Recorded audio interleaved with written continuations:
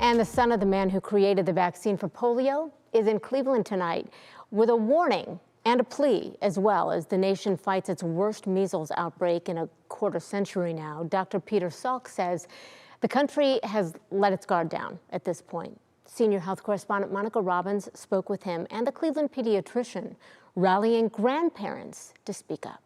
For decades, vaccines pushed the diseases of childhood into the background. Measles, whooping cough, polio, so far out of sight that many parents today have never seen what they can do. Since parents are frightened of these things now because they are brought under control by vaccines, this is not on the top of people's minds.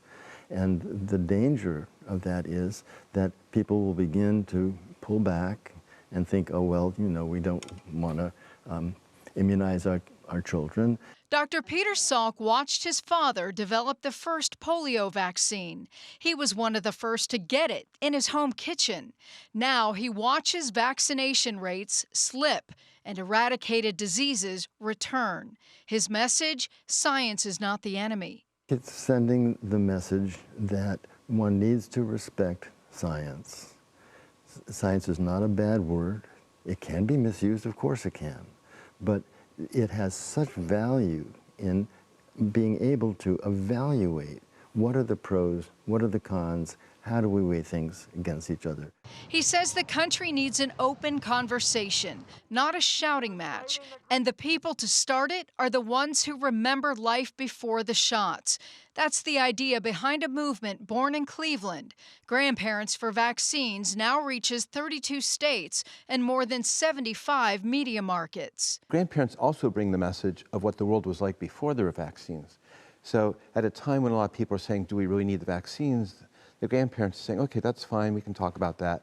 But before we make that decision, we want you to know what that world looks like. The group isn't focused on Washington, it's focused on trust, and the two people a young parent is most likely to believe. One thing people still trust is that grandfathers and grandmothers, like myself, dearly love their grandchildren. And if they care about their grandchildren, that's something that people believe in.